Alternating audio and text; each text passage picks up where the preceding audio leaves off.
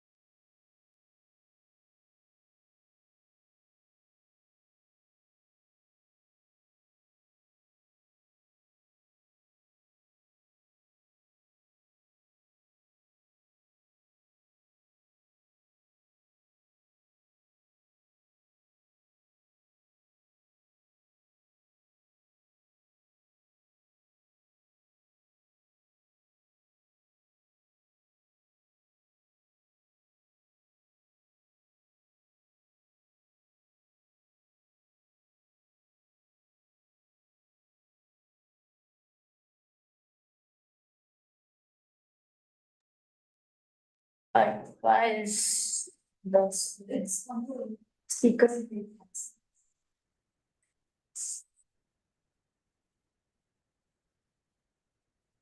Okay. Hi, good afternoon, everyone, and welcome to a co-created session by Khetan Legal Associates and IICSR. It's wonderful to have you people join us as audience and hope we collectively will be able to meet your expectation with the outcome that you have thought about and proceeded to this platform, and we'll be able to sustain your expectations if I could start with. So, as you all know, this is a sustainability dialogue that for the first time a law firm has come along with IICSR and decided to have its season one, round one. With the efforts and with the outcome to understand, the people on the platform with what expectations they have come, what is happening in the environment, what are we looking to co-create, what are we looking to co-achieve, coming together with each other. And obviously, given we all are on a platform where a sustainability dialogue is getting created, just to see where each person is coming from and what is the world of each person. With that, I would take a lead in introducing myself from Ketan Legal and then request my colleagues who are present here in person to introduce themselves. And then we would also request our audience to, have a very quick round of introduction. Given that we're going to create this as an interactive dialogue, we would like to really love to know each other and whom are we talking to and who all are listening to us. So with that, I start with myself. As you know, my name is Sangeeta Junjunwala. I lead the ESG, data privacy, regulatory, and ever evolving legal practice in our firm named Ketan Legal Associates. We are a law firm about for 50 lawyers, 9 partners, 4 offices, Bombay, Delhi, Bangalore, London, and a full service law firm. As a law firm with the intent to create an ESG practice, the place where we started for is how do we make this practice sustainable when we come from a legal background, and how do we get experts and professionals from all fields to join hands with us to take this way forward with us. With this background, while I would be moderating and creating and taking a lead in creating the conversation for this first season of Sustainability Dialogue, I would request my colleague Vipul sitting next to me to give sort of kind of a quick introduction so that we could just know whom we are talking to. Thank you, Smita. I am Vipul Kanduri and I am senior consultant with the Ketan Legal Associate. I am part of the insurance vertical of Ketan Legal Associate. I have over 30 years of experience, 30 years and more of experience of working in insurance sector. And as we know, I mean, the insurance industry is becoming aware of ESG, and ESG is a major risk, and the insurance sector is working on mechanism for the risk transfers and risk management. And I am involved in that area also. And I would love to hear from you after the session, during the session, as to what really the expectations are, what really your thoughts are about the ESG and the way it can be sustained and the risk associated with it could possibly be contained or managed. And with that, I ask my colleague and friend, Mr. Sanjeev Singhal, to introduce himself. Good afternoon. My name is Sanjeev Singhal. Because I'm also not a lawyer, I'm a banker. So I spent almost my entire career in State Bank of India. And the last couple of decades have been project financing and risk mitigation, things like that. As a part of project financing, sustainability, the environmental impact, the social impact, the governance part, that has always been a part of the work that we took up. And post-retirement, sustainability has still sustained with me, so I'm continuing with KLA and Sangeeta and Vipul and this young partner sitting with me, and now with Harsha, so to take it forward. And it will be very interesting and to have a discussion on this subject, so that we all learn and grow. So, because I don't claim, nobody of none of us can claim to be an expert in this area, so we are all learning. So let us go there and take it forward. That is the way I look at it. Thank you. Purva, introduce yourself. I'm Purva. I'm working with Khaitan Legal Associates for last 8 months now under the guidance of Sanjeev sir and Sangeeta ma'am in the ESG center. And I'm really looking forward to it, like how we can make, bring out changes and how we can work together towards it. Please. Hi, everybody. Thank you for joining in. I wish you all could join us in person, but I understand you all are joining from different parts of the world.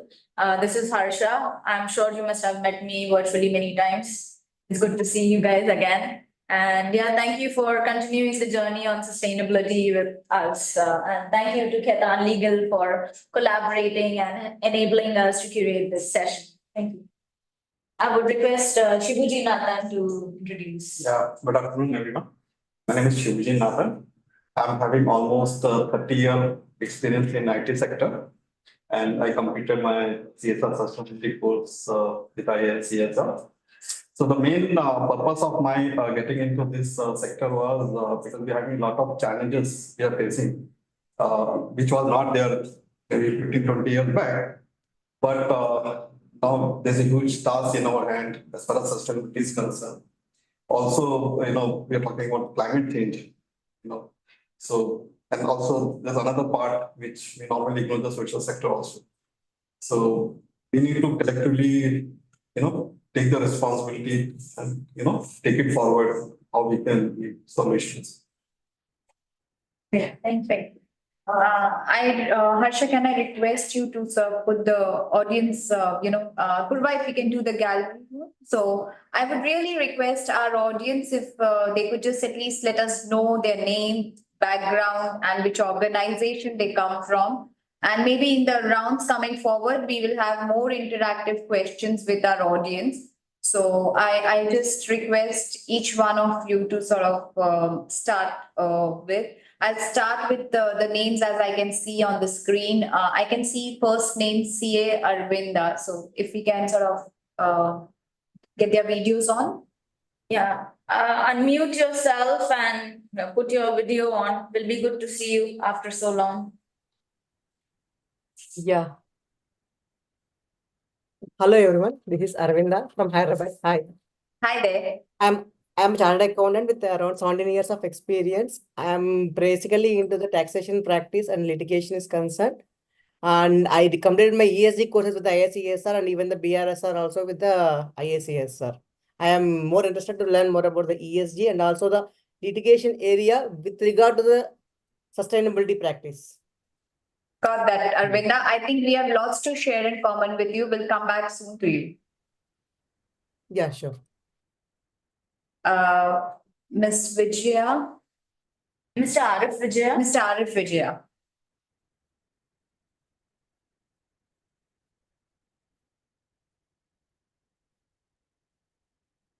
Okay, till then there's Ms. Yeah, Yeah, sorry. Yeah, this is me, Arif, in Indonesia. Yeah.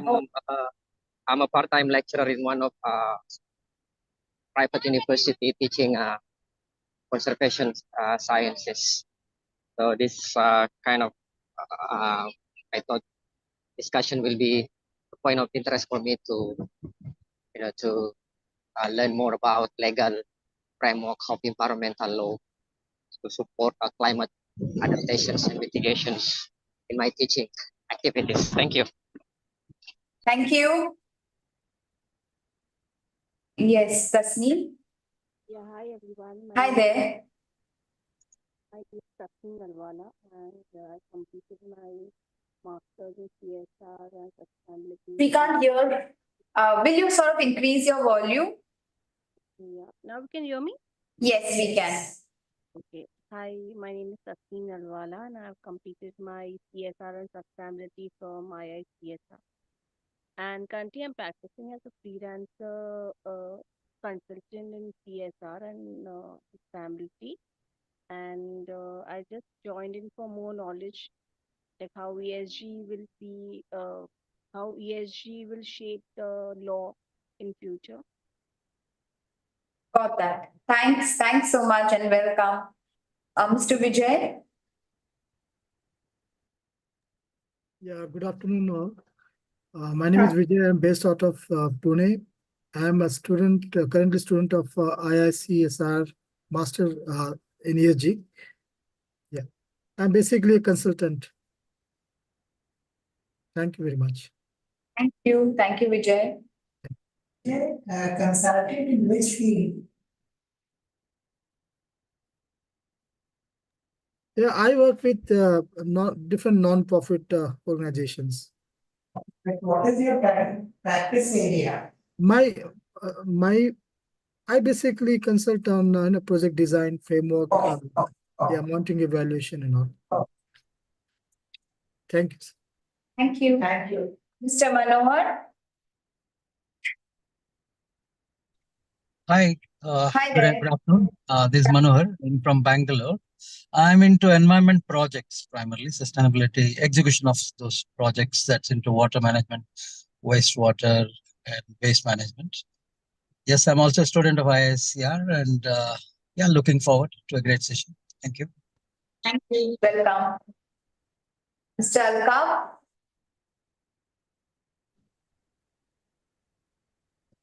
I'm unable to access the camera for some reason. I do not know. No problem. Okay, never mind. So yeah, I'm not a mister. I'm usually called as a mister. No problem. My name is like that. So I'm Alkab from Pune. I am currently working in Automatic Infotech. It is an SAP consultancy firm. We also have other service offerings for allied IT infrastructure services.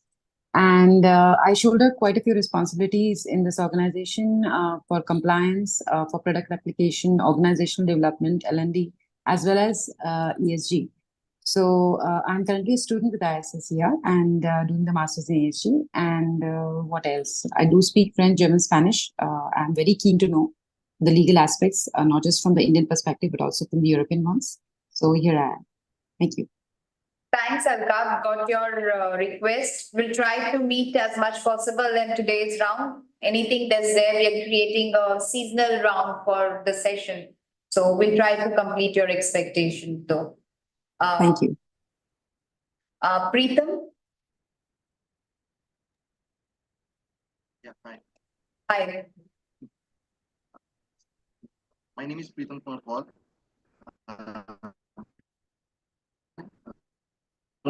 5 years of experience more into installation, testing, and commission in illumination and SCADA automation systems as well. Recently, I have completed my postgraduate program in CSR and sustainability from IICSR Goa itself. Currently, I am pursuing my internship in Khaitan Legal Associates.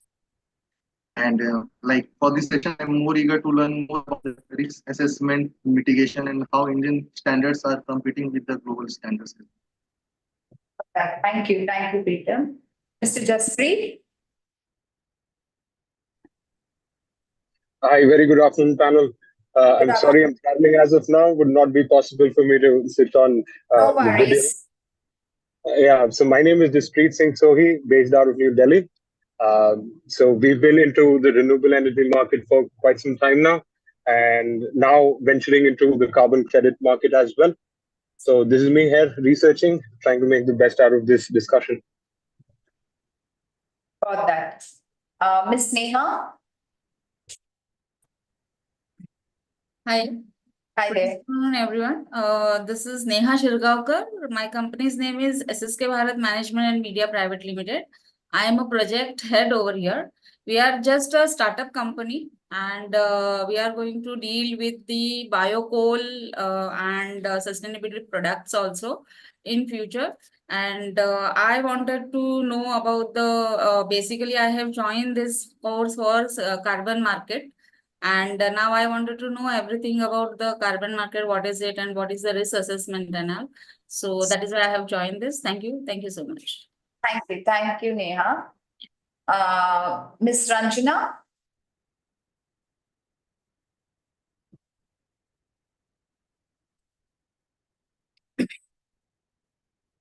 Miss Ranjana? Okay, Mr. Mayur?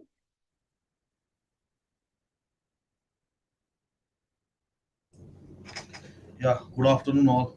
Good My name is afternoon. Mayur Menki. I am working in Aarti Pharma Labs Limited in Mumbai. I am working in a process safety field, and still I want to learn that our company is focusing on sustainability and ESG. So I am very much interested in learning global standards regarding with climate change and all. Thank you. Okay, got that, Mayur. Thank you. Mr. Tanaji?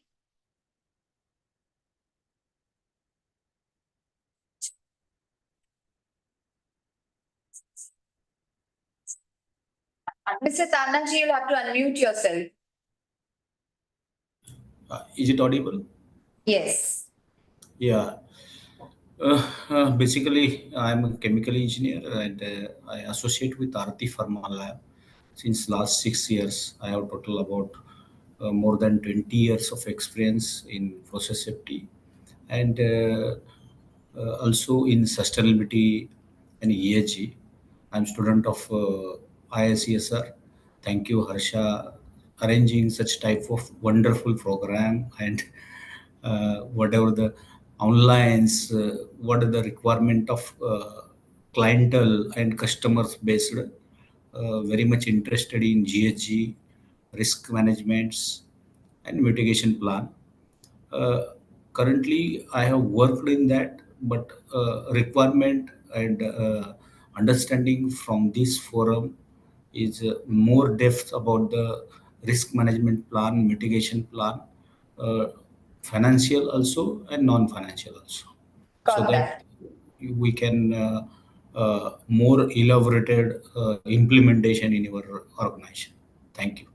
Got that. Thank you. Thank you. Mr. Mayur, I think you unmuted yourself and you were there on the screen as well.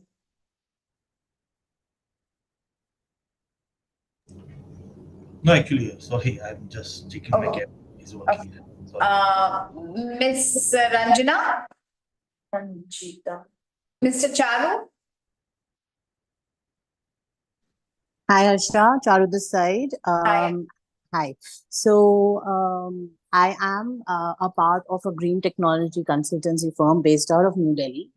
We began our journey with nature-based solutions, but we are now getting into carbon capture technologies as well.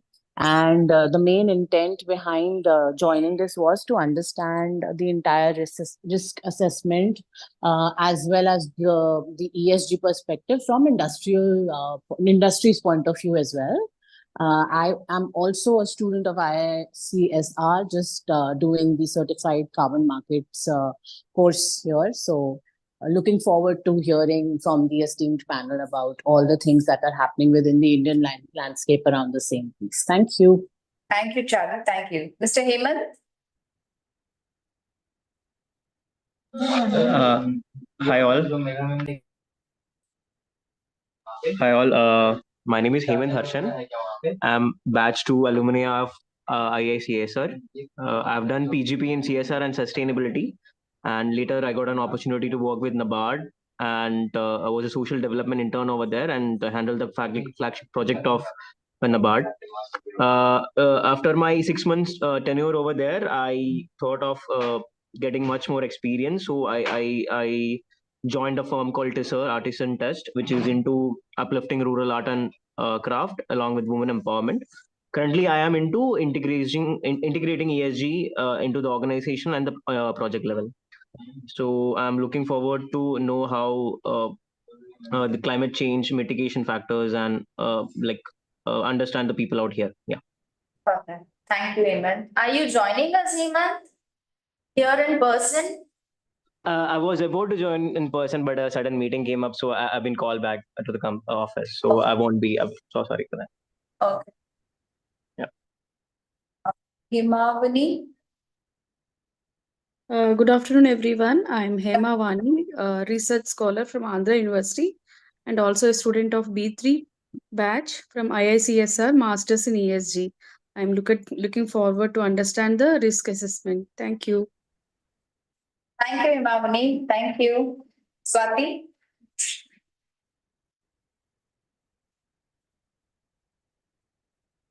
Swati? Mr. Nayak?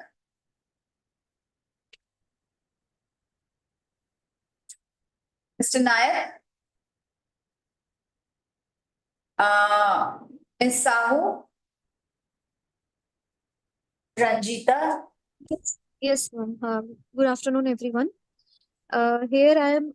Actually, I'm from batch 4 PGP from IICSR. My name is Ranjita Sahu, and I want to know about the risk assessment and the climate change uh, in day-to-day world, and also seeking forward for knowing uh, this course actually.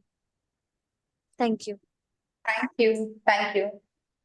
Thank you, everyone. We have one more participant who's joined us in person. A short introduction will just help us in. Hi, good afternoon, everyone. I'm Aarti. I'm working with Hand in Hand organization.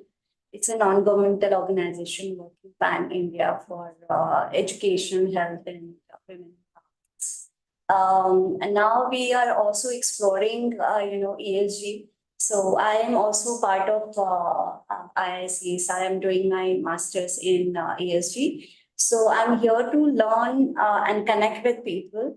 I'm also exploring how we can integrate ESG in the organization and going forward, how we can help corporate in, implementing different projects in achieving their carbon footprints goals or ESG projects. Okay, thanks. Welcome, Aarti. Thank you, everyone. And with this, on this note, after having understood each one's expectation and where the person is coming from, we would like to take the conversation ahead today.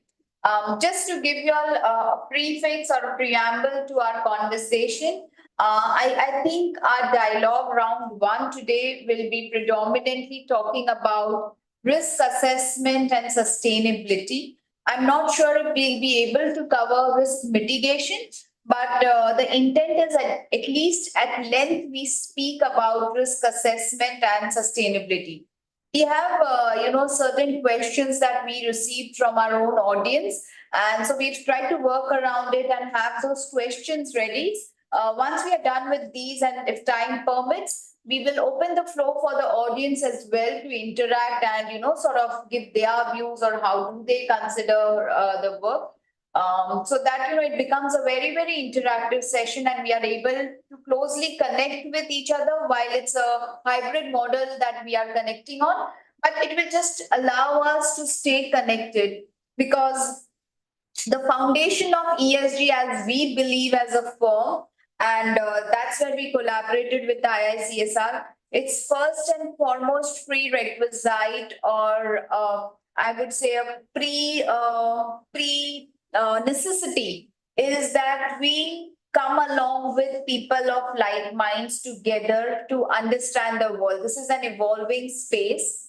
I would not articulate anyone to be specializing or scholarizing in the domain, even if there's a master's degree or even if there is a PhD associated with it, because I think there are globally policies being written, globally standards being introduced, government working around the subject area globally. So it's a space where connectivity with people is very, very important so that we know what's happening in this space.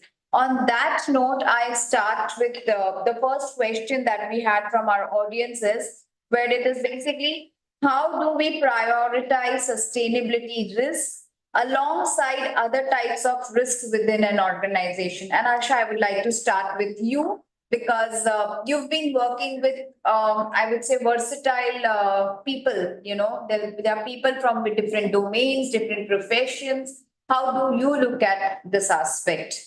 So when we talk about sustainability, more so, many companies and many industries are focused more on environment and climate change. And that also comes from the West. But when we are talking about sustainability in a country like India, an emerging country, we need to broaden our horizon and not only focus on the climate aspects. We have other challenges such as human rights, governance issues, then yeah, even waste management, sustainable supply chain, all these aspects come into it. And every industry and every organization has their own set of challenges. If an industry comes together and jots down their own sustainability challenges, that would be beneficial to the entire economy, because a chemical industry has different set of risks.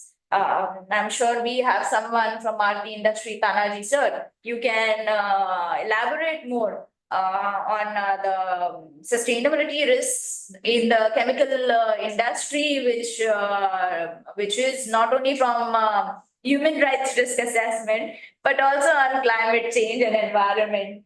So would you like to share a little bit more? May I pass on the mic? Yeah, sure, absolutely. Yeah, you are asked to me. Yes, sir. Yeah, please pardon because I am engaged other activity. Yes, uh, please pardon. Okay. So Mayur is also there, right? Mayur, our process safety colleague is there. Mayur Shinde is not here. I see. So should I repeat my question? Yes, yes. Repeat the question. My question to you is, I believe that each industry needs to specifically identify the risks that they have, and that would help the entire economy at large. So you coming from chemical industry, wherein we have also done human rights risk assessment, what are the different risks that you see apart from what are the obvious ones which we don't see? Yeah, yeah. Whatever the initial risk assessments regarding the operational managements, like identification of risk, and based on identification of risk, what is the proactive measures and preventive measures. First, we focus on preventive measures. The identify based on identification of risk, there should not be incidents that we have to take care at design stage as a preventive. And if preventive is also any issue, then we have to focus on proactive measures, that is mitigation plan. It is related to operation. But when we conduct the human risk assessment from CSR, we know also non-financial risk related human rights also. We identified that risk uh, also based on supply chain, and based on that we start the mitigation plan. And in that we start the sustainability journey. So first step for sustainability journey, we have to carry out the materiality assessments. Based on the materiality assessments, whatever the requirement of our pharma business, whatever the topics, we have to prioritize based on stakeholder engagements. And based on that we start the work, and it is nicely going. Thank you, Tanaji, for that. I will really, I would literally extend this conversation slightly on when we are talking about how do organizations prioritize sustainability risks in context to the other risks that sit within an organization. To that extent, while Tanaji explained it's specific to one industry, but in a general trend perspective, as I see or as I would want to sort of capture that is, I think the buzzword ESG is quite new to us. I think the risks always existed, at least the G risk was existing. We never paid attention. Last 5, 6 years, we became like, oh, there is a G which has to be, at least in context to India, suddenly we started hearing from West where there have been introduction of various new reforms, new laws, which relate directly to human rights and environment. That sort of became an alarming bell that, okay, there's something that's happening. In that context, what is happening is something that was existing in the past has suddenly become extremely potent, visual, visible, bright today. And I think in that context, we first and foremost have to create a filter and understand that in the space, what is the space of E, S, and G in an organization? I said today where we stand, we don't even know the space of ESG in context to our own organization. For a law firm like Hetan Legal, E, ideally if you speak is an irrelevant context. You know, we would say, oh, how do I get impacted? Okay, to some extent in an indirect form, I get impacted. No, but I think E is become even individual driven. It is to that extent, right? So today when we are running various kind of climatic risk or we are running weather conditions and all, each individual in KLA gets impacted by that. And in context to that, the entire organization has an impact of S. So if you really see the world of ESG is absolutely taken a 360-degree turn, and therefore prioritizing sustainability risks firstly requires identification of that risk in context to your organization so that that risk can be bought at par at other risks. Like if you see for someone like us, oh, where is the business? Where are the finances? Where are the numbers? Those are the places where we generally focus in context to an organization.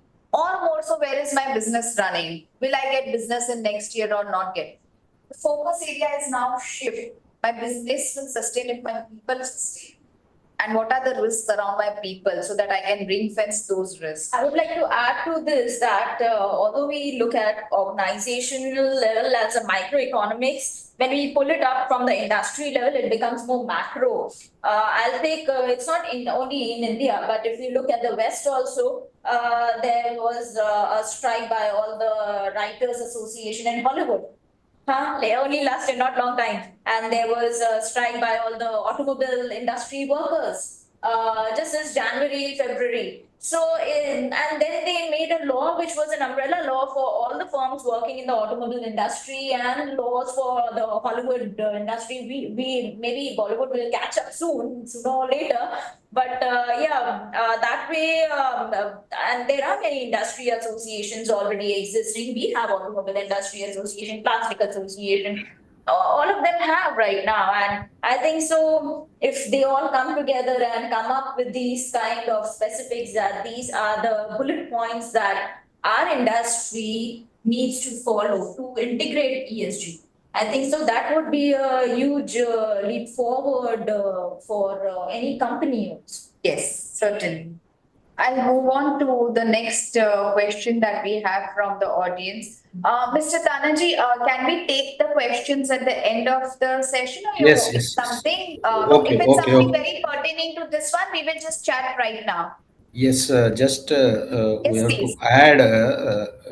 add one thing because peoples are working as per required compliance given by regulatory bodies. We have to Yes. work beyond the compliance and see the next future generation how they survive. Based on that, we have to select the proactive approach in each industry and select the topics, and we have to transform this topic to bottom level so that there Right. is enrichment in that. Very true. Very true. Thanks. That was very important. Very important. Yes. Okay, okay. Thanks. Will anyone else like to participate in context to this question? Is there a hand raise? Yeah, no, he just did. No, because he's on screen, we can't see anybody else. Put it on gallery.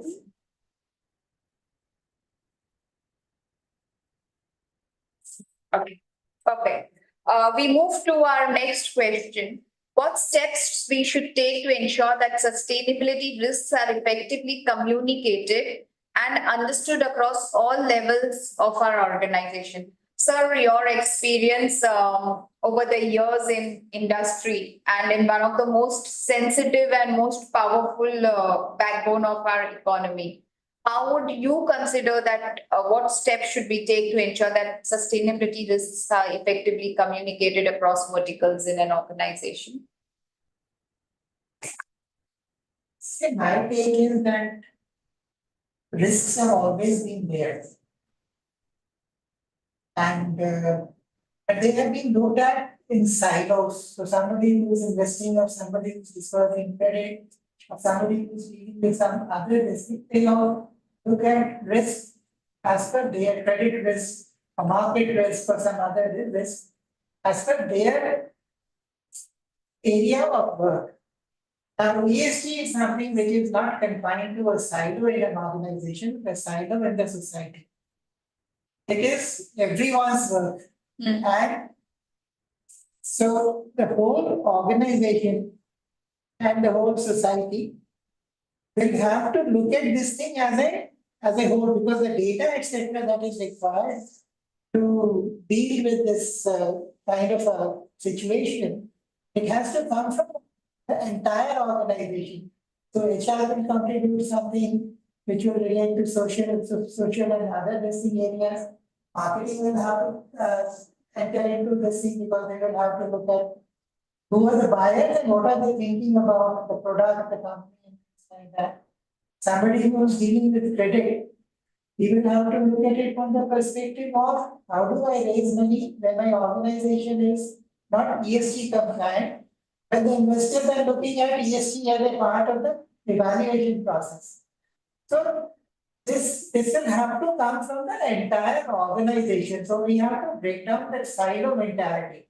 It will have to be collaborative and cooperative. And so across the organization, and each one of us has to participate. So whether it is at the CEO level or the board level and CEO level, buy-in is absolutely necessary, and then creating awareness among the entire people working in an organization. That is another area that has to be kept in mind, because only if we are aware what is the impact of what we are doing or what we are supposed to do, then only we'll be able to handle this kind of situation. So I think this awareness at all the levels of society in an organization very critical. Till now, somebody mentioned that it is more of a compliance, more of a compliance kind of a business, taking the box. DRSR return has to be submitted, so that is submitted with whatever data is available. I think that mentality has to be done. And I think it's happening in a big way in the Western world. I was reading a KPMG survey of CEOs in USA, and the general listing was that from compliance kind of an activity, it has to be looked at a strategic kind of a approach, which will help the company to grow, because people are already reacting. Greenwashing is one example. Communities are reacting. You have destroyed our environment for us. So that kind of a feeling or that kind of an attitude has to flow back into the organization. So it could be a survival issue for organizations. I would also add to it. For example, lately we have seen humongous amount of rains in one of our neighboring countries where everything is flooded now. Had they communicated the sustainability risk challenges, the government is responsible right now. But if the other, all the stakeholders would be in alignment whether we should do something like this or seeding the clouds or no, then there would be a collaborative approach. This is a repeat of 2022. I think so. The same thing happened with them 2-3 years back, and the same challenges has been repeated. So the thing is, they need to learn, and we all need to learn how to take the cognizance of all the stakeholders in picture from the bottom up, and not just push things from the top down. The other this thing is you have to keep in mind the future. So it's not today's risk. It is what is likely to happen in next 5 years or 10 years or something of that sort. If we act or we do not act, so that scenario analysis, etc., would become very important. And I'm sure Vipul would be able to add. I'm sure Dubai never had any policy with floods there. It's not just the Dubai. I mean, even in India, we are facing the same thing. You might have heard of Tista project, which simply got washed away because of the glacial flooding. And that's just the second one which happened in 2 years or 3 years. Before that, there was a Rishiganga project which also got washed away. So insurance industry today is grappling with a scenario where they're facing with two major challenges. One, of course, is the cyber, which is a relatively more prominent in minds of people. But increasingly now, insurance industry is more concerned about the climatic changes which are happening. And in fact, so much concern there about the ESG environment part that many insurers are now no longer giving insurance, or they are putting penalties on a polluting industry. So for instance, even thermal power plants which are running on coal or something which is more polluting, the insurance is not easily available now. Especially, I mean, the reinsurance which was there, which is provided mainly by the Western insurers. Now the heavy penalty is imposed and the Western reinsurance pool is no longer available. So India has to arrange for it. So plus, insurance industry is also proactively trying to get into ESG containment mode in the sense that they provide credits. So just like in banking, if you follow a certain practice, if you have an insurance, you get some big points, basal points, or the point they call, so that you have a more capital available. Similarly, for insurance, they are providing credits if you are following a certain ESG practice, which is kind of minimizing or mitigating the environment impact of the industry. There is now, we have heard of government scheme on solar power production, the free power as they call it, for households. Now, the solar itself is one of the big areas where insurance industry is concentrating, because the kind of the insurance which is available, because these are many years risk. So today you invest money into solar insurance, solar project, in the expectation that it will operate for 12 years, 15 years. So the sustainability of the solar project. So insurance industry is working around the possibility of arranging insurance in case if there is a further challenge to the radiations which are there because of the increasing pollution, or or the sustainability, or the longevity of the projects. So insurance industry is very much involved in it, and all these risks are there. Of course, they are working on the insurances also. So for pollution is one insurance which is there, but it is obviously after the accident which happens, for instance, like what happened in Bhopal, or there is an equally polluting industries. So there are these insurances which are available for which insurance, but there is still a lot of work to go on that. Thus, it remains a major concern. So for the industry per se, we have to work seriously towards maintaining the ESG norms which are there. Great, thank you, Bipul. Ethan, then Jaspreet is into renewables and carbon credit, etc. Maybe we could ask maybe. Yeah, this, I was going to come, actually, I was going to talk about this point, but we can take Jaspreet.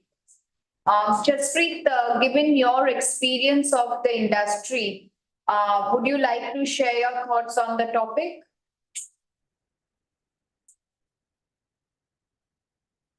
Jaspreet? I am very sorry. I must have lost. I've gotten lost somewhere. If we can just bring back the question up, I'll try to get whatever context I have into the topic. Sure. So we were actually talking about Jaspreet, as we were first talking that how do we get the communication about risks, about sustainability risk to the entire organization, where Harsha actually talked about the top to bottom and bottom to top approach, and how each individual stakeholder should be a part of it, Single Sir talked about his views on, various sectors and industry as to how they are looking. We talked about the Dubai floods, which were never seen before, but and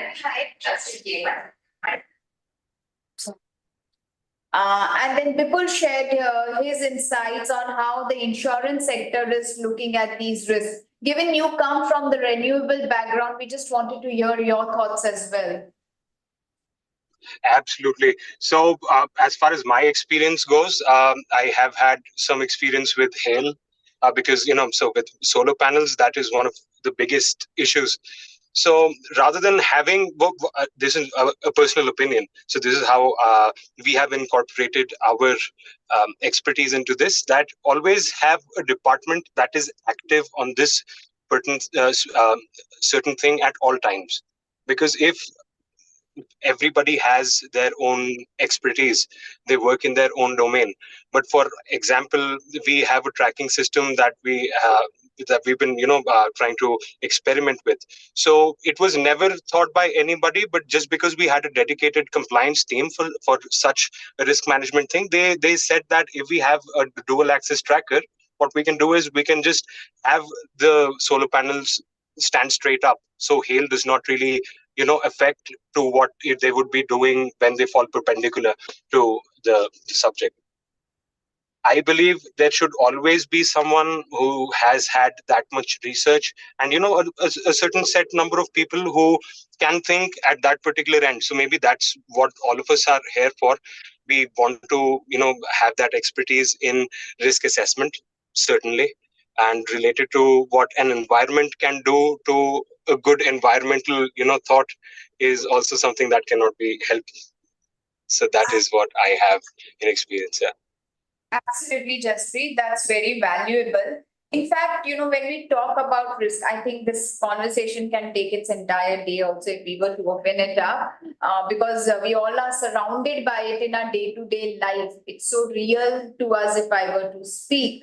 But I really believe that while one specialized person, one specialized team in an organization, until it is or with that vertical, with that team, with that individual, checks and balances should so be placed that it reaches out every individual. One way to look at it is, at least in context to India, until something is a mandatory or under the law, people don't take it up seriously. We can say that for something like a posh policy, until they made it under the law, it was a good to have when some organizations had a genuine concern for female employees. But it was just a good to have. It never had its own do's and don'ts. But as soon as we had it under the law, a mandatory requirement, there was a policy in place. And today, I believe there will not be any one organization with 5+ female employees not having that policy unless they're completely ignorant about it. I think so. Policy is one of the ways of communication, so it can become a part of your induction. It's like I said, it's a pre thing, it's a preamble, it's a pre-context, it's a prerequisite, whatever it is but a pre thing when somebody gets into an organization to know about the risk, sustainability risk, because I think continuity in an organization itself is a sustainability risk to start with. So I sum up this question on that note, and if need be, we can sort of revisit at any point of time. This is just first round of season that we are creating a conversation. Yeah, we should please. I just want to add one thing. It's 2005 Mumbai flood. So I was in L&T. See, one thing was the disconnect happening between the environment and the operation part. So we had a tough time when it was flooded. So we had these backup batteries, so we used to keep it on the ground floor. What happened during the flood? It was flooded, and lights went off. There was no light. One thing we learned was, we need to interact. We need to be aware, like operation. Like Sir said, future, or you do not see what is today. What is your future risk? You have to be alert about that. Yeah, and there has to be interaction, because in operation you don't talk to environment or you're not talk to society. Communication inter-se is very important. I think it's a very I would say it's a gold nugget that each one of us take, that communication inter-se between the teams be it any organization, a service provider, a product offerer, a law firm, or a consultancy firm, communication between various teams is key. One thing that we take away from this, which that's really very valuable. Thank you so very much. I think you gave it a context to L&D, which was so live, so known to everyone that it became very important in scheme of dogs. The next one that we have and we move on to is how do we measure the effectiveness of our risk mitigation strategies in addressing sustainability challenges? I know we have not touched upon, widely about risk mitigation strategies because that's a very wide topic, Harsha, I believe, and we'll have to cover it up in one of our forthcoming dialogues. But when you talk about the measure of effectiveness, I think for anything, when we talk about measure, the first thing that comes to mind is it has to be scientific, it has to be visible, it has to be experienced. It is generally connoted with a number. So if you really see if an organization has great risk mitigation strategies in addressing sustainability challenges, the first and foremost thing would be you can clearly get a sense of it in their growth of business. Because that itself will speak that there's something that is continuing in this organization, which is making the entire growth sustainable. So you may be absent to the source of sustainability, but there's definitely something that is made. So I think that is one measurability aspect that I can at least think of. So do you think of anything when it comes to measure of effectiveness of a risk mitigation strategy? See, the matrix has to be measurable. It should be transparent and it should be related to our firm or our company or our industry. Right. So it would not be common for everyone. There could be some common factors, but it would not be common for all the industries. To this, I would like these people to answer. Yes, please.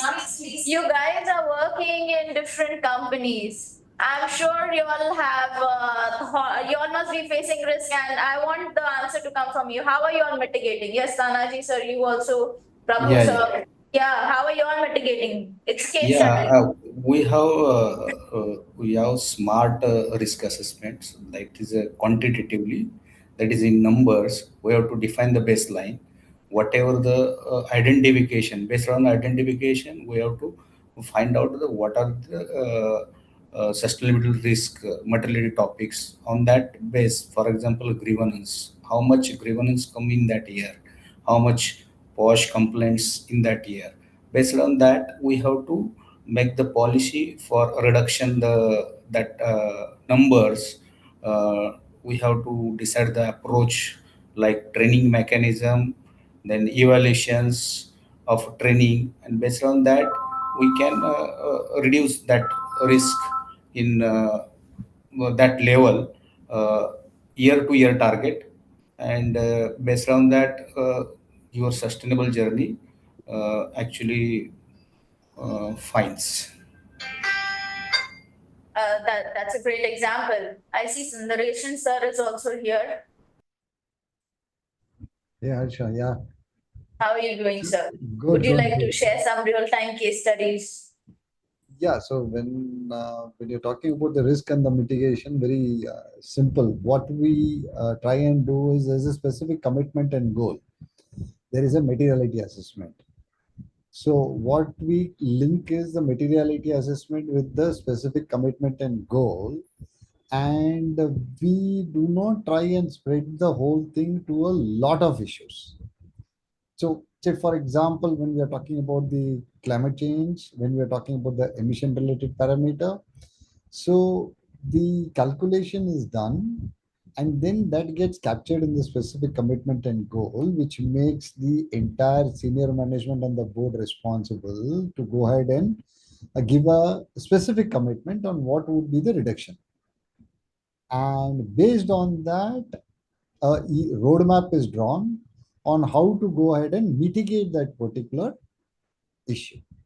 So any which ways the next year, there is going to be a comparison because if you see section B, there is one parameter where you need to actually go back and give them a feedback on how you have mitigated and what you have mitigated.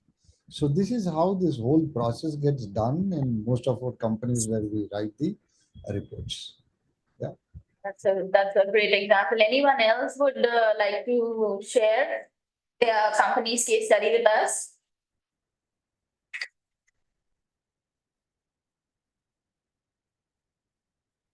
Iman, so now you're working on integration of ESG in TISR. So what are the risk mitigation initiatives that you're thinking about? Just one or two examples.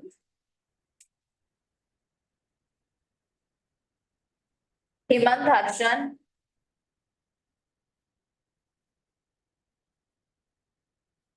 No problem. Moving to our next, please. So, Hello.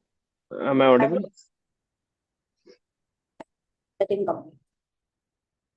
yeah. Yes, Hemant, you want to share it? Something you will say. So I don't hold much of an experience. I'm just doing the materiality assessment in my company, but I believe gap analysis is something which I think is very relevant when come in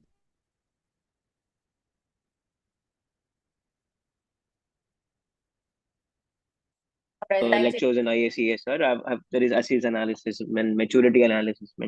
So we'll get to know that currently what compliances or what reporting standards as an ESG context we have to follow, and in future, if some compliances come in, we are ready for it. It's a risk basically. If we are not ready for it, there will be a lot of consequences. There is a lot of reputational risk can happen. So I think this gap analysis is something which is very important to identify a risk at initial stage, and through that we can have a strong foundation of the mitigation and a proper baseline. This is something I think which is very relevant. Well said. Yes, Sarah. Yeah. So again, I'll give L&T Infotech as an example. So I was working with L&T Infotech for almost 7 years as part of the CSR team. So after COVID, especially, the company came up with a separate department, and it was business impact analysis and risk assessment. So I was representing my team, CSR team, with them, where we, understood how, up to the COVID, the our CSR projects or business and even other departments were affected because suddenly people were asked to work from home, and the CSR projects, we work on the ground. We need to be there on the field to implement projects.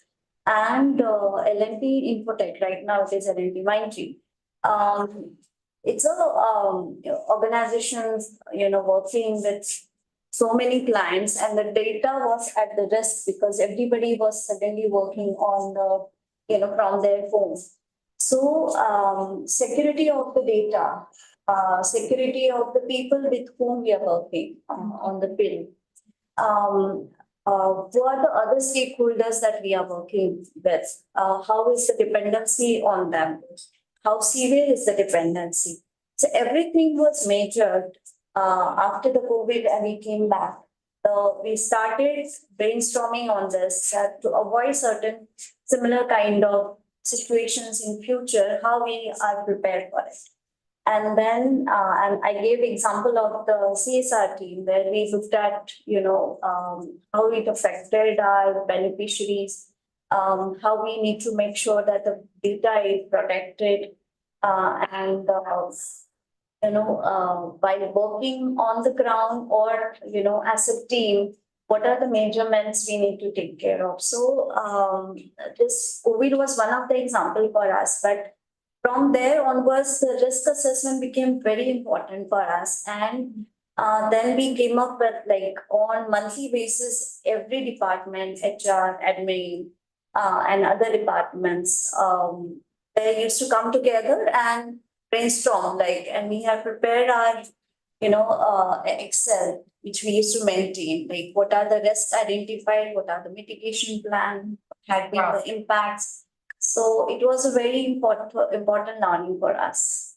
Absolutely, yeah. I'm sure it is because that's a lot of it's in fact a very creative style, Aarti, of how things can be done. If you can get something in writing and we can sort of put it up on the network that we are creating, Harsha, because experience that she gets is a live experience to the table. And I think the whole purpose of coming together was to, learn from like-minded people and see as to how we can contribute to the entire sustainability environment that we have someone is qualified in that domain, someone is working in that domain, someone is expanding in that domain. Given we belong to a certain common mind group, if Aarti, we can get this something in, we would like to have it published somewhere on the network so that people can benefit max from it because your experience is very, very. I just like to add to it. So there is nothing static today. So today what you decide as matrix which is important or what are the measures that I'm going to take and what is the future that I've decided for myself. What are my targets? Even they will keep on changing. Needs to be revisited. They need to be revisited all the time. So I think that that you have to be on your toes all the time and then you can draw from global. Today they say global village. Relevance is very important. That's right. And it keeps changing over the period. So in fact, you can have both structured and non-structured approach for risk mitigation. For instance, a structured approach would be where you have all the measurements. So say for our industry, it would be the carbon emission or a carbon footprints, which is a very scientifically generated, measurements which a company has to adhere to. But many offices, they also follow a structured approach as well. So I mean, in insurance in Hong Kong, they are very fastidious about the way they dress. And when we went there, we were told that these people generally dress in a very formal way. So we went there carrying our suits and ties and everything.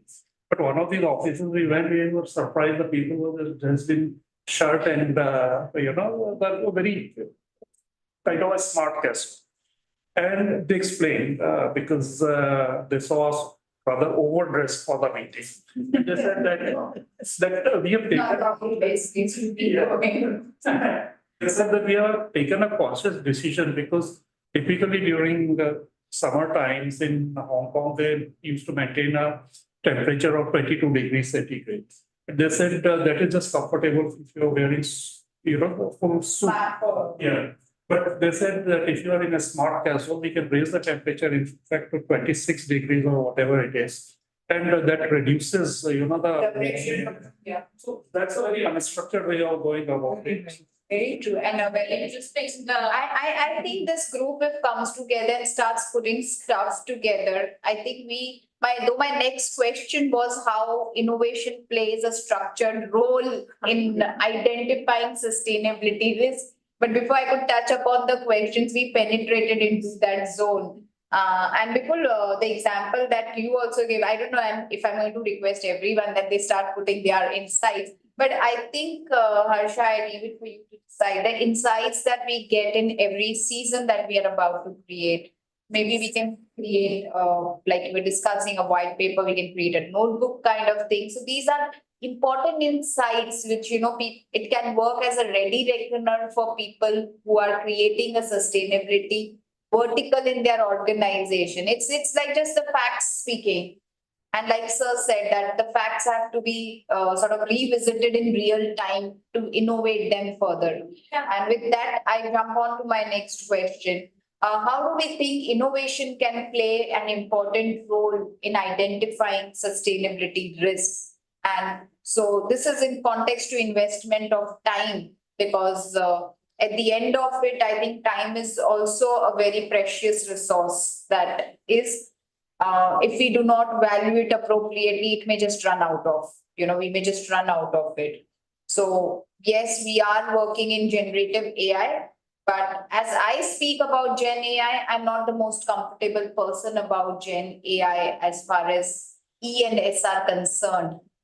G is out of the question right now. We are any which ways all over the place. I think in every country disputing, debating about the governance of AI and compliance surrounding AI, but also as far as EMS are concerned, how efficient is technology or innovation in identifying sustainability risks? Something you want to share? So not only in identifying this, like Mr. Shinde just mentioned about the camera, CCTV camera, how it is helping them.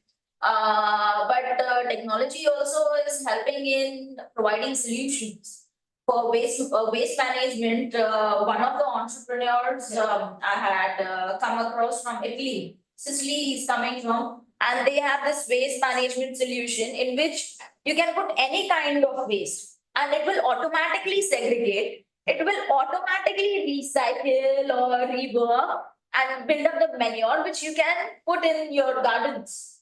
And it will say how much of carbon emissions have you saved or how much did you burn. So all these things have been automated on it. Of course, it costed about 4 lakh rupees, which is cheap for them, but it's expensive for us. So I thought I gave him some modifications. If done, then we can adopt.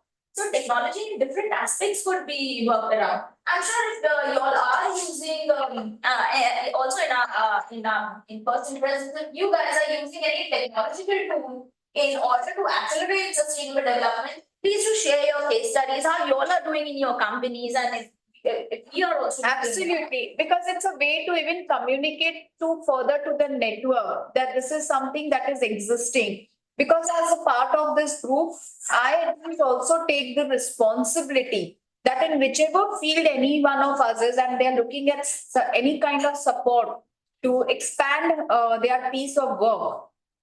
I think as a group, we should certainly join hands together and help the person expanding their piece of work, because that's also a very responsible act that we would be taking up on us. So please do adhere to Harsha's request. For the discussions that we are having, we'll have a white paper out of it and we'll circulate post the discussion along with the recordings. So feel free to share your comments and thoughts and case studies is what we all will learn from each other.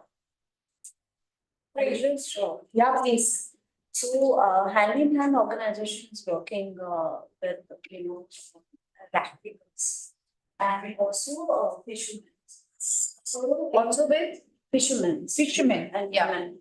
So now what we're doing is, for example, one project where we are giving, we have converted their, cycles or motorcycle into, model where they can easily keep a lot of their collected material.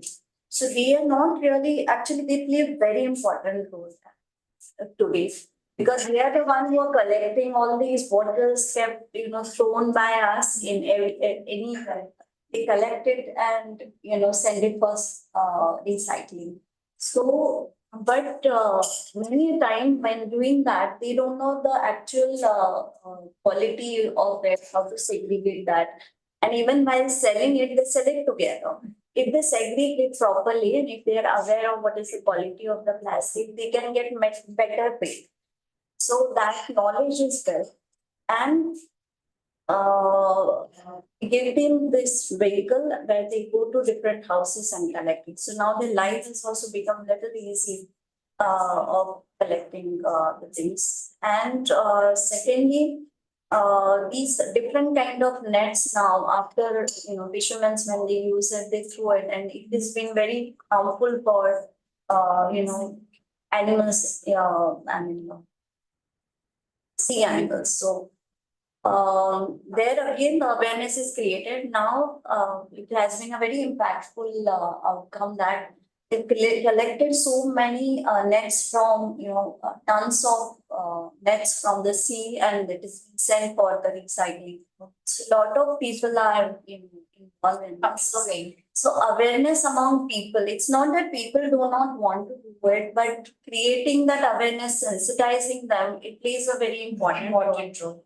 And I strongly feel that it's very important to work on the policy level, but it's very important that each individual makes its own contribution right Absolutely. from our home or wherever we are working, like. Absolutely. So that plays a very One more example since you're mentioning about this.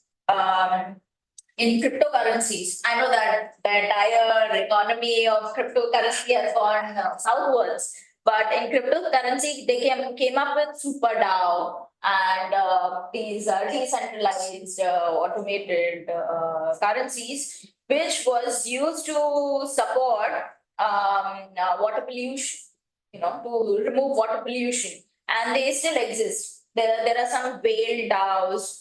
You need to buy, and whatever money that you give, they will utilize it for collection of plastic from the sea and give you an equivalent value of carbon coins, which could be traded in the international market. Now in India, we don't have the carbon trading system and we are coming up with it. But international market there is already there. So the coins that they give has a value to it. So although the cryptocurrency thing has gone southward, but it will again, whenever the time is right, it will come back. Yes, Mr. Tanaji, you have an input? Yeah. Just sharing whatever the initiatives for waste management. Generally, what we do, the product characterization is very important. Segregation for the high COD, low COD stream. And based on that, we have to design the ETP. We have to think at design stage based on the product's specifications and product route of synthesis at initial stage. This also comes for product dispatch, whatever the primary, secondary, and tertiary packing is there. We have to think about that because waste generation is a very important. We have to reduce the waste at design level. What is the requirement of primary, secondary, and tertiary? Secondary and tertiary we can recycle because primary is contact with the products. We have to design our product packing in that way. Also, just one initiative taken at our sites as a piloting reduction of use of tissue papers in bathrooms and kitchens, in canteen also. We have to also water bottles, whatever the water bottles, because water is 200 mls, but waste is generating maximum with product labels also. So we use glass and big glass bottles that are reusable, not a single use item should be used. And this initiative can work very effectively. And based on that piloting, we introduce to all sites. Also, whatever the canteen waste comes, that as a we put in one dug, and in that whatever the our plants inside the factory premise, that makes a compost, and that same compost can be used for that plant. This is also initiative taken. Such initiative can reduce waste. We use the cycle 7R for that. Reduce, recycle, reinvent how it is recycle. Got that done. I think that was useful. For waste management, it's like I think waste management is one topic which we can speak and we can speak and we can speak. I think the best part has been that the world of ESG, we have found that it's way and wide beyond waste management, because I think somewhere we were limited in our thought process as well, that ESG is all and only about waste management. But the brighter side of it is, I think it's not only waste. And waste, when we talk, what happens is, as laymen, as individual, we start connecting waste into real-time waste. But waste, if you see, there's waste in your financial industry, there's waste in your tech industry, there's waste in our industry, in the legal industry. but the definition of those waste may not be that tangible as we contextualize it to be, but in some form or the other, it does exist. So yes, waste management is one topic I think which is known, exists, and it extends from beyond an organization where it tailors down to an individual. So the start is with an individual. With that, I move to the next part of the question where we will be talking about relationship between sustainability, risk management, and long-term business resilience and value chain creation. This would be our last question for this season, but I think this is a very elaborative question and a very important question because we are talking about sustainability risk between risk management and long-term business resilience and value creation. Whenever it comes to value creation, the first and foremost thing that comes to mind is, the supply chain that we talk about. We really need to be cognizant that it's not a direct industry risk that we are talking about or the business resilience, because the success of business predominantly and widely depends on how the progress is happening in our supply chain. If you really see, EU, for those reasons, I think EU has massively progressed when it comes to supply chain. They are the ones to jump into the market, to jump into the economy, get laws, get directives which actually talk about leakage in supply chain. Then it be a Human Right Violation Act, it be a Supply Chain Act, it's an Environmental Impact Act, but they have been very progressive. I think with the size and kind of population India has, we really need to have a supply chain law or some kind of directive or framework around the supply chain. Because if you really see, the backbone of the economy, our MSME sector, which fall into the supply chains, they neither have awareness nor resources, not that kind of efficiency in structure. I think one of the most unorganized structures where government is also trying to hassle and get there in a structured manner, where leakages in ESG are massive, and that tends to sort of have an overall impact in terms of business. Sir, I know we have been continuously talking about this, and the two real-time examples that you always keep sharing on this subject, I really want you to bring that to our home, the real-time topics that we keep talking in this context.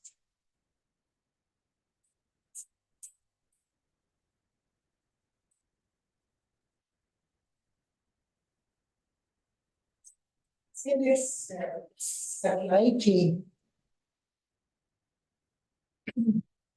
Supply chains are comprising of different levels of entities. Some aware, some capable of making changes, some not capable of making changes without support. I'll give you an example of Y2K. I'm not sure how many people you know about it. I was in USA in those days. I was handling the IT system for State Bank. And the regulators would come and they were checking everyone how prepared you are. And then we have smaller banks which gave up. They didn't want to incur the expense, so they didn't have the wherewithal to incur the expense to become Y2K compliant or Y2K ready. So the supply chain is again the same thing for us as I see it. And this is not only for the company, but for the financing entities also, and for our own export import situation, our trading patterns, etc. So this, and the second thing is anticipation. How is the future going to move? See, I should also understand how the future is moving. Now, EU has already come out with something they call CBAM, where the importer will have to buy some certificates to equate the carbon footprint of the imported product and the domestic business. I'm talking of way back in 2007, we did our first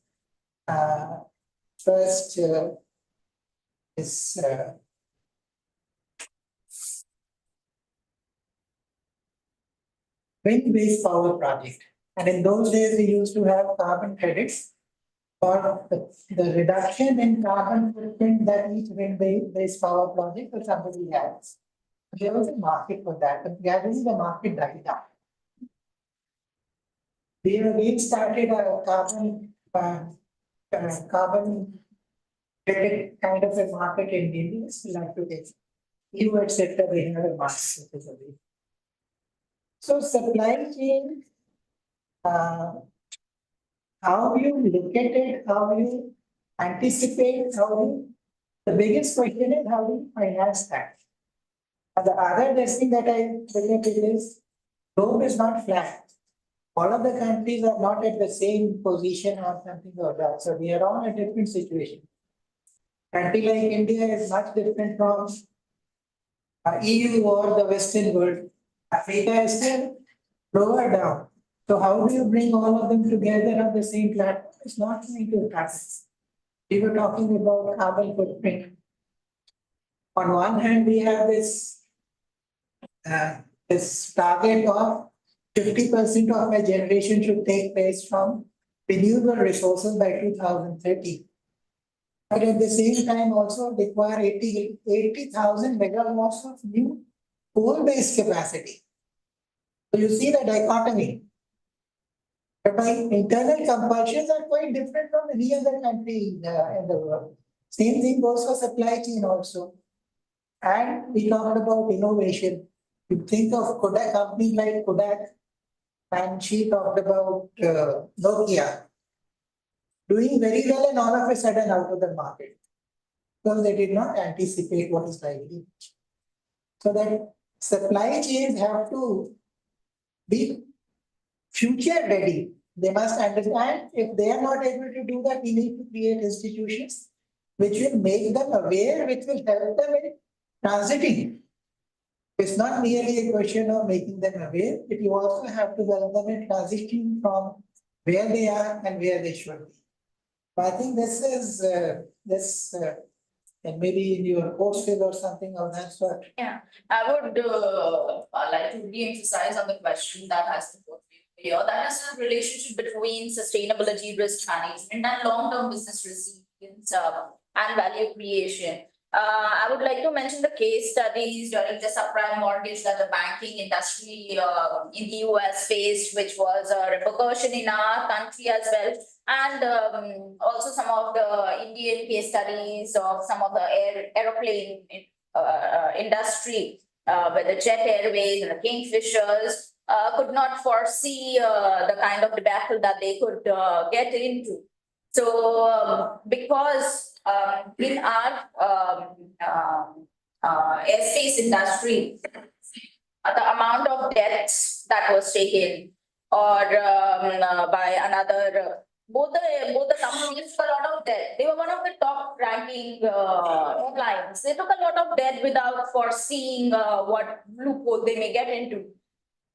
So that's a direct relationship because they did not see what are the sustainability risks that they are incurring by taking more money than required or more money than the business could repay. They are no more in the market. Absolutely. Just circling back to what Sir was speaking. Similarly, Nokia and Kodak, they did not see their sustainability risk. They did not embrace innovation. You know, Kodak had to embrace digital photography and Nokia had to embrace the smartphone technology. I think they were very late in the sphere. By then, you know, Apple had already made it. Samsung was the foot runner, you know, they made their footprints.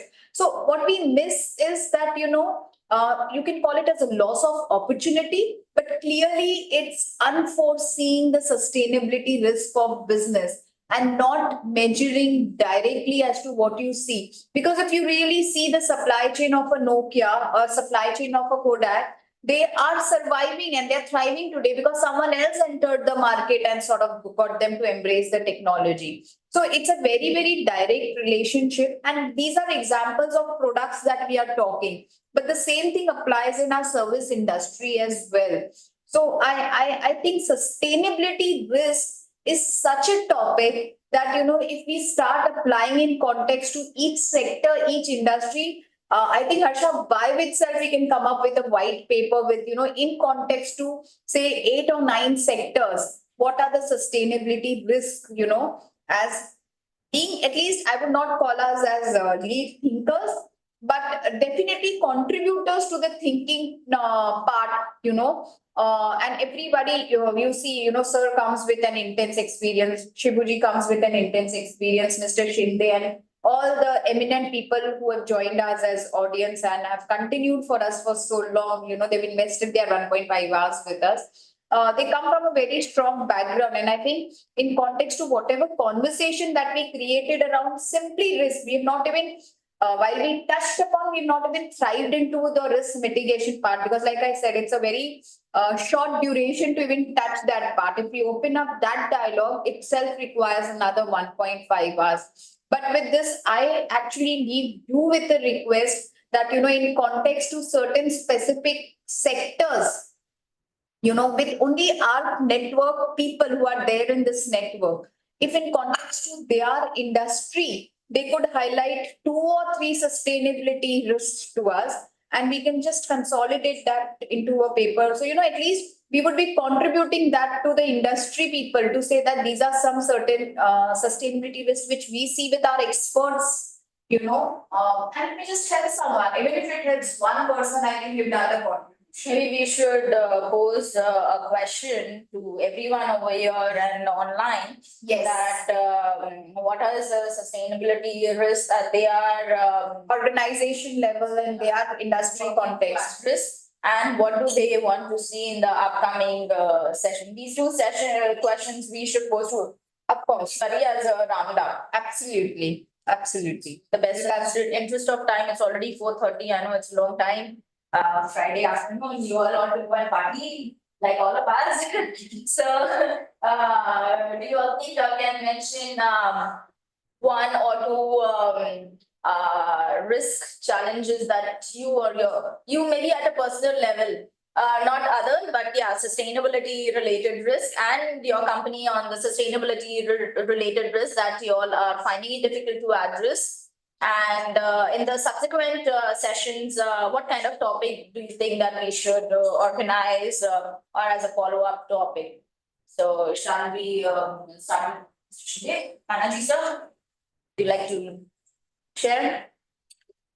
Should I repeat the question? Who would like to go first?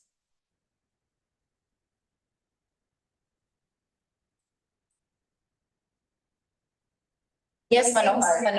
Yeah, this is not an inference, perhaps a question to the legal firm, that's Kaitan. I just want to understand how a legal organization can actually, associate in this entire ESG space. So if you could just throw some light on it. Sure, absolutely. So Mr. Manohar, it's the most sustainable question you could have asked us in this round. Because we deal with it every day. And since myself and Mr. Sanjeev Singhal and Vipul walked onto this journey and took up this as a challenge, being in a law firm, being lawyers. The first thing is, Mr. Manohar, we actually come with the mindset that it's not only a law firm, but definitely with a law firm that an ESG practice can be built. The contribution to the ESG sector, to get to your answer straight away, would be one is we could help. First thing is, with the help of tech platforms and with the help of technology, help you in the entire gap assessment, materiality, baseline assessment, all kind of assessments. So the intent there being how to have efficient utilization of time and getting correct measures in place. So we've already talked about how assessment, materiality, gap helps in getting correct measures to the board. So, we as lawyers get that acumen where there are platforms. We are currently working with 4 to 5 tech platforms. How we help them is, so they are very scientific and tech people. They know the generals of ESG. What they do not know is the law of ESG. What we get to the table is, one is, as Kaitan Legal, we are a global law firm. We have offices in UK, we work with EU, we work with US. and we are very strong in JPAC countries. So we get the global laws into the forum. We help those tech companies to upgrade their platform to get the legal context into their assessment, which they are doing through technology, such that the verticals, the ESG verticals of organizations will not separately be struggling with their compliance and legal department to get data, or to sort that data or to understand, because our first experience of working on ESG mandates have been where we see ESG department, sustainability officers struggling with their legal and compliance department, especially when it comes to SMG. It's a blue moon for them, completely a blue cloud in which they are floating. And to get something of a legal officer or a senior compliance officer in an organization is not an easy task. So we make their life. That's the first role we play in the ESG thing. The second is, once the assessment is done, we do policy review, we do contract management, because you see, I'll not name any of the 1,000 companies, while some of them are our clients, I'll not name. Most of the BRSR reporting or GRI reportings, when it comes in context to policy, it's a tick in the box. The policies are not as per the expected law to that extent, despite it being so much in time, the POSH policies are out of context. That's how we have reviewed the policy. So I'm giving you an example of a policy which is known to all. Please try to get me when I talk this in context to fintechs and MSME sector. There are policies where they are working in an unregulated sector and RBI is intervening. How must they be mapping? So we map their policies and get them to have appropriate policies and not just a tick in the box. We do contract management for them. So there are supply contracts. Like I said, we work on the German Supply Chain Act, Human Rights Violation Act, Environmental Rights Violation Act, to get all their contracts upgraded, whether it's a supply contract, a simple JV contract, to match the ESG standards globally and domestically. Apart from that, what we do is we do ESG dispute. There are many countries who are fighting cases on greenwashing these days. So we help people with NGT, we help people in the civil courts. We try to get them to arbitration and mediation and a quick solution for all their ESG dispute. We do ESG tax for people, such that where there are tax leakages or lack of tax efficiency or auditors have completely missed, we do their assurance work with the help of chartered accountants on board, so such that their leakages get sorted. Most importantly, the work that we do is the risk mitigation strategy, doing a gap assessment of an organization's insurance policies, understanding whether actually they have the appropriate cover which they ought to have. Most of the time, we understand organizations have insurance policies. They are paying some multiple crores, but they do not even have the actual cover which will cover their risk. Because when the time comes for claim, they struggle because they actually don't know what they were covered for. They just know that they have a policy. But whether the policy is actually covering what they intend to cover is something completely missing. So that's a broad overview that I gave, apart from the advisory, strategy, generic work that as lawyers we do in the space of ESG. I hope, Mr. Manor, I've been able to sort of help you with your question. Absolutely insightful. Thank you. Wonderful. Welcome, most welcome. Yeah, just one question. Yes, Anaji. Yeah, regarding whatever the plastic managements, why government not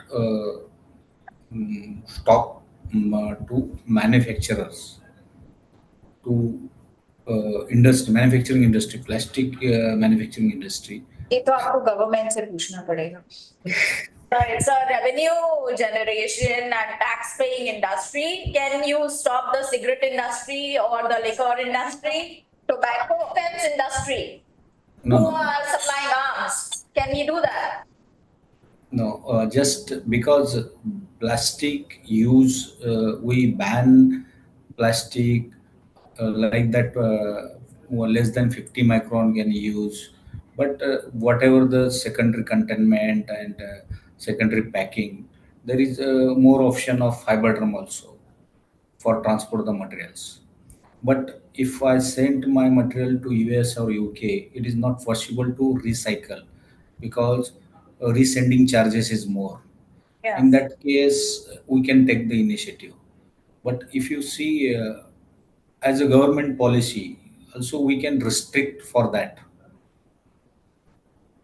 Maybe we can add this in the white paper, and when we are submitting it to certain authorities, we can put this as a point. But if I would be in government, I would also think on the other lines too. Give one example. Yeah. So I was in OT last year. This is one of the very best example to all of government. So the government authority, what they did, you're not allowed to carry plastic bottle of 1. Okay. So what is available on the top of the is the 2 liter. So you have to carry your own bottle. You have to refill it. I mean, you can't buy a 2 liter every time. So what happened? You won't see, that 2 liter fine. That's a big thing. Okay. There's a less wastage happening. The most wastage is happening the 1 liter bottle, which we see. I see one of the hill station. I was so happy to see there was like almost, I would say, but almost zero plastic. So there are places where government officials are taking, and we know our officials, when we say officials, they are all literate IS officers. Yes. And I mean, now government also taking a lot of initiatives, they are trying to teach people, just like legal firms. So they are also obliged to do those things. No, I think, see, with I will not fully blame government. I will take the responsibility rather, because it's easier said than done kind of state that we are into. Government has to handle their bureaucracy as well, so things alter according to that. There are certain norms that they have to bring in place, which they bring. But as responsible citizen individual, like, in context to governance, they brought IBC, right? The whole idea of getting in IBC was to deal with governance, to deal with AML. But what did we do? We played around that law also. And in that, what happens, advisors like us have a very key role to play. To what extent can we authentically support the initiative that has been taken? But somewhere, what happens is I would say when something is introduced, of 100%, to start with 10% gets implemented and gets, executed. So that's where we stand. And, in a country like us with a 133 CR kind of a population where we are sitting, I think the government really has a lot to do. But just by setting some 2070 goals, 2040, 2030, there are at least certain steps.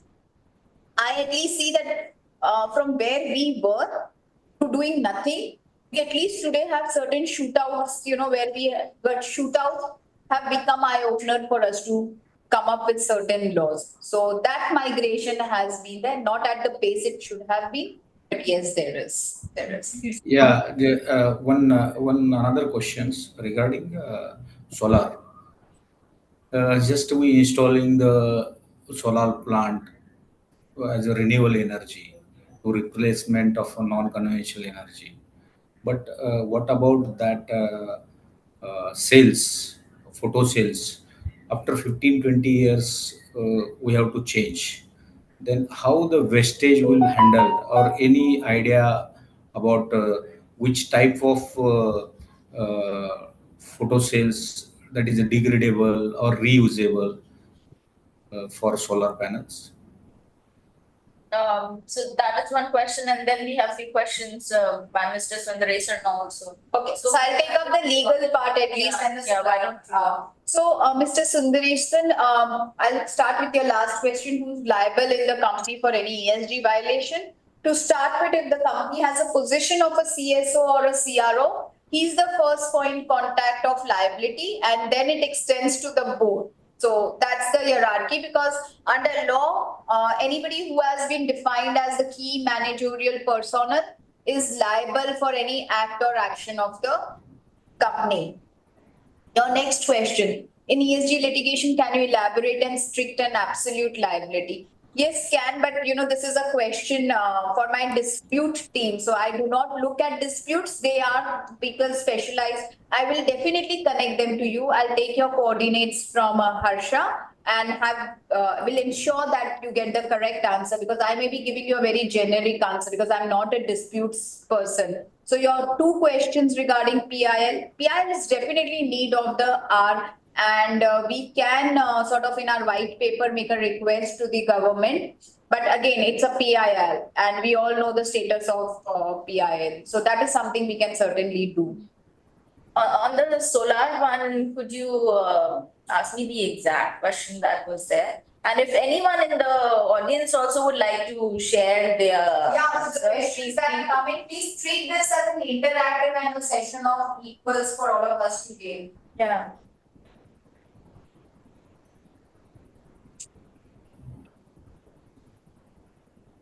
Hi, if I may, this is Jaspreet. Sure. There are steps being taken as far as solar recycling is concerned. The wafer, actually, the whole BOM, the whole bill of material, is taken apart. It is, so the aluminum is taken apart, the glass is taken apart. So every singular bit is taken apart and reprocessed. I understand that it is also called making the whole solar panel from scratch. But what I also understand is that the carbon emissions which come out of extracting said material is something that is now, avoided. So as far as emission control is, and carbon capture is very, very much of a concern. I think carbon avoidance is also something that all of us should take into consideration when talking about sustainability. So there are steps being taken for recycling panels and every other thing that is concerned with any renewable energy. So that's my point of view. Any other questions or what would you all like to see in the next session, and your final words? Let us all have. Purva, you haven't spoken.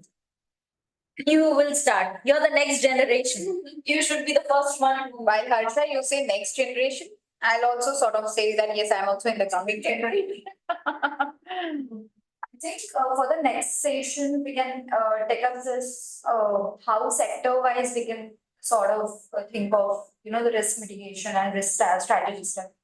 Sector-wise, like cement sector, for example, and then power sector. That will be a bit technical though. What is your one takeaway from this session? Yeah, it was very insightful and we'll go and circle around with. So for you? See, a subject which is not concluded, which is not likely to get concluded. I think Mr. Tanaji was saying that dismantling of panels creates its own carbon gas. That will continue. But I think what we did today was have had a very collaborative discussion and very interesting discussion on some aspects of this ESG, climate changes, and sustainability. And I think this forum, if it continues, like for example, you got some output out of this thing, which you say you will put in a white paper. Similarly, if we keep on discussing, everyone keeps on adding their own experiences, their own thought processes and things like that. That would be very productive. It would be very useful also. So I think we should make it a habit. For me, if I were to put it very specifically as to what we should be focusing on or discussing, or maybe our next point of discussion, I would say ESG is such a nebulous concept for most of the people. Probably identification as to what constitutes an ESG.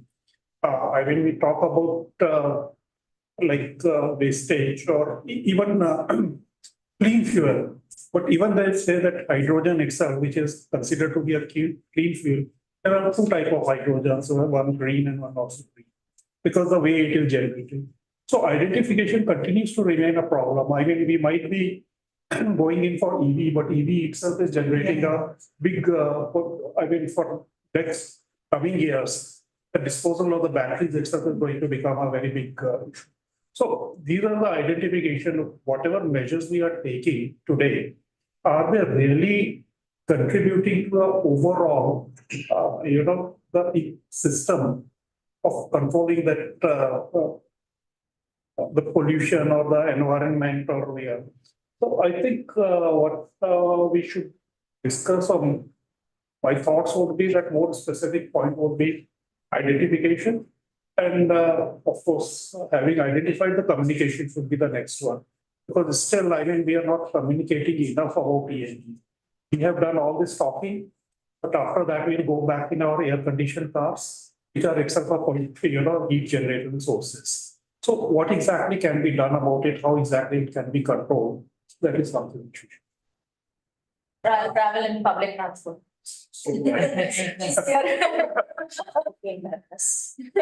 I usually travel by the train, local train from here till Borivali and all those locations best. For me, it's how do we create a sustainable conversation in this value supply chain that we created today? Because if this chain is sustainable and we are able to create sustainability in this chain itself, you imagine how the network can expand. We all and as individuals like Asha, I sort of connect you with people, right? To say that these are the people, similarly, people here on this forum must be knowing some CSOs, some CROs, someone who's dealing with it. So that expansion of network will get us to really rich conversation, which will value add to our paper. And at a point of time, this club, as I call it, becomes extremely valuable and rich for the external world.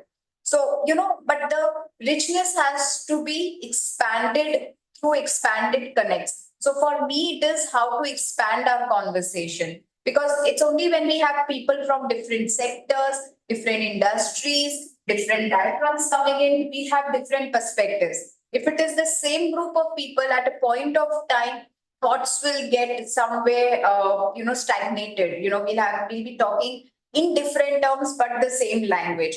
We need to get novelty to the group to keep on adding and expanding those conversations. So I would look at that. Mr. Manohar has one more question out there. Greenwashing and legal implications and way forward. Next topic, my request. Of course, sir, surely we can consider. And what is your one takeaway, Mr. Manohar? Everything. Okay, that sounds great. So, first of all, I would like to, the intention of coming up with such kind of sessions. I don't know what was the earlier discussion of it, but I strongly feel that whatever we have begun, we should have the aim of bringing some change, and should not be just another group, another discussion, another paper, but something impactful that can come out of it, some valuable change we can. Yeah. So I think that if that is the intention of the, coming together, then it would be really impactful, and would like to associate it. More people can join to this forum. I think that's one thing that we should aim at. Secondly, I think we should prioritize certain things, like certain industries which are most, impacting to the climate.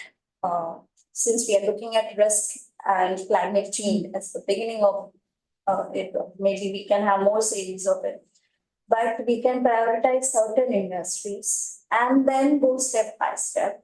So as we all know, transport and our generation are most, industries creating impact on the climate. So we can start looking at those. and coming up with the solutions, connecting with those people who are making difference. If, like Sir said, battery could be, major challenge, but are there any more technical solutions to resolve such kind of problems? So I think this way we can make it more impactful and make this interaction more rich. That's great. Thank you. Thank you so much. My takeaway, it's like one example, very good example, Bonvita. There's always a communication happening with the product and the consumer. Okay. But they're never having a communication from the product inside. That is where things are missing a lot when they want to make profit. But what happens if there's an impact? Nobody's talking. Now, this is going to be a tough time for Bonvita and all the similar brands to come up with some kind of answers. So what if they were communicating inside? What impact they're creating to society? If this was communicated maybe a few years back, they could have aligned, or maybe they could have handled the situation what it was facing. That is one part. Second part is the COVID. The technology thing. When COVID happened, we are looking for the companies which can produce vaccine. Unfortunately, we didn't have. I think there are a couple of companies, like 4 to 5 companies, government companies, but for some reason they are not. The license was cancelled. Only left with the Pune. So again, the thing is that now we are talking about energy sector and all those things. So this is the time we should have a lot of investment in R&D. So that whatever, I think Tanaja, someone asked about the solar panel, those things. Today also we are not, even we are talking about AI, the kind of infra is required. Still we don't have answers. We need a lot of money to be pushed right now to do R&D to come up with a solution. We should not be like, when something happened, COVID like, and we are looking for a vaccination. That is all. Thanks. That's excellent. From my side, if we come up with a white paper and then we submit it to some of the regulatory authority, and maybe towards the end of the year or in sometime in the year, we have some nice get together and event wherein all of them and we all will join together, give it to a decision maker. That would be a game changer. Bringing all the industry associations also together. So that will be a nice collaborative stakeholder-oriented approach. Of course, industry-wise is again what I would like to insist in the next discussion that we conduct, so that it's more systematic. There are 33 or 38 industries as defined by the Government of India. So if we take up to 2 or 3 industries at one go, something like that, or bring some of the relevant companies or top companies in that respective industry and have a dialogue, that will be a very systematic approach to take it forward. Great. How about you guys? Yeah, thank you. Good insights and thoroughly know the people's risk managements, risk identification, mitigation plan, preventive, proactive measures. So, as one says about the design stage, we have to expense more on R&D stage so that solution will be came. And at design stage, if we apply same principle to all, so we proactively gain so that there is no measure in mitigation. This is good insights. And what expect for next topics regarding grievance mechanism or corruption based social topics. Thank you, sir, for joining us today. Yes. Before you leave, we'll take a group picture, so please don't run away. let's be all a part of the group picture. Just one second, Amrita had one Yes, last. yes. What are governance strategies that can be taken up on green cases? Amrita, this by itself calls for a long conversation because there is no structured governance strategies depending on the organization that you belong to, the sector that you belong to. There can be various governance strategies that can be introduced to mitigate the risks surrounding greenwashing. So it is a very contextualized question to which a contextualized response will be supported with. I hope that's answered. Okay. Also, there was one more thing I wanted to ask. So there was a case recently of boat and the data breach. Okay. So yes, so the consumers are one of the biggest stakeholders in the company. So there must be some implications and I mean mitigation techniques that can be taken up after such cases, right?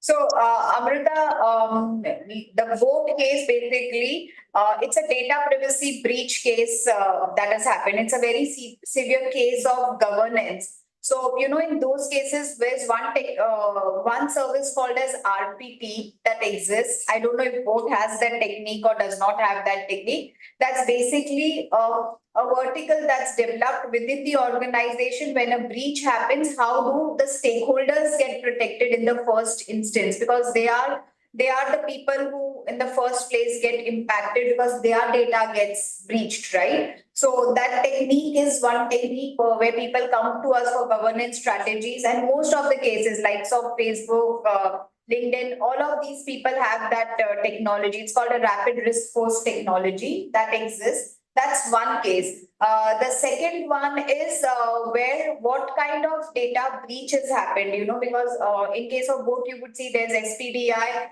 there is PD, there is NPD also that's got leaked. So it also depends on what kind of data that has got leaked, and each data vertical has its different impact and strategy. And does it reflect on a company's ESG report? Of course, because it's a G issue, right? It's a clear governance issue. So if I were an auditor, I don't even need to sort of do much of a diligence around that subject. It's a clear green governance issue that gets impacted in their audit report, and in an investigation is definitely called upon. So it impacts companies' reputation, it impacts companies' revenue, it impacts companies' customer confidence, it impacts companies' supply chain. Like you ask, and there are a number of implications. So it's not only about company has any implication. It's like innumerable. So can we say that data privacy can be one of the major material topic for a tech company?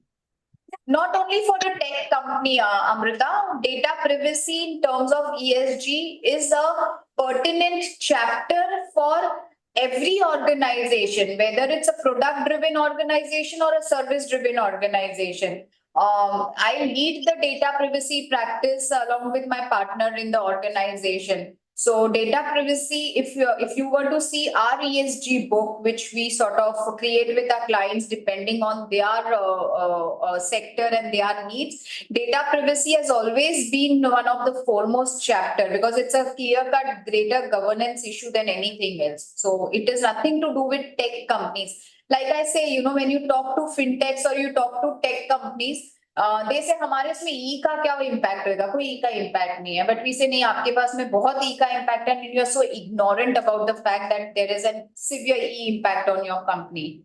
So that's the case, Amrita. Thank you. Welcome, the pleasure. Neha, Preetam, Amrita, Danan, Sundaresh, and Mayur, Jaspreet, could you all also share?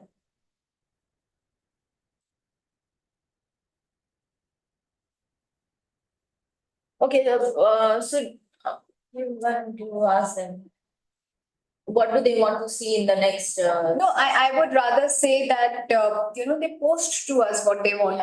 They may want to think about it, Harsha, so they can just post on the same thing, the topics.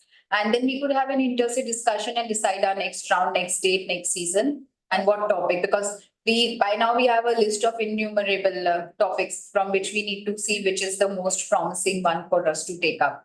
And people who have not spoken, they can definitely text to us the topics which they want us to consider.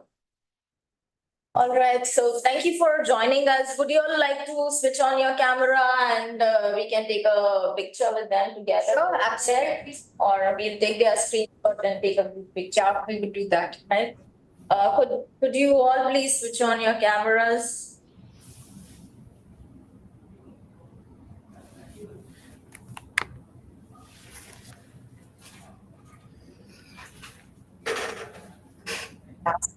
Samesh, are you here? Pardon? Samesh, can you take a screenshot? Yes. I try, man. Yeah.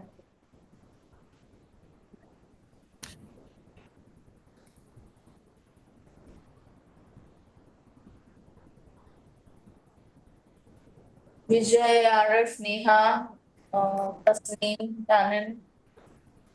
Do you all also switch on the camera?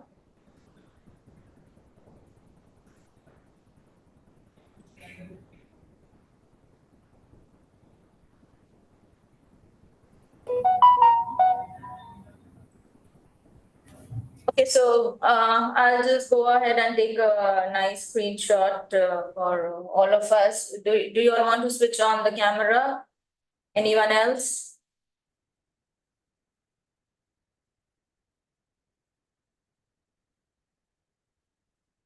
Perfect. Smile.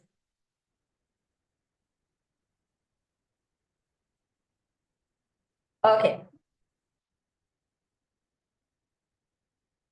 I will send this to all of you all, and thank you for joining this session and looking forward to having you all in the subsequent sessions, and I hope in person too. Have a great weekend and go and party. It's Friday night. Bye-bye. Thank you, everyone. Bye. Thank you. Thank you. Thank you, ma'am. Thank you, everyone. Thank you. Thank you. Bye-bye. Thank you. Bye. Bye, everyone.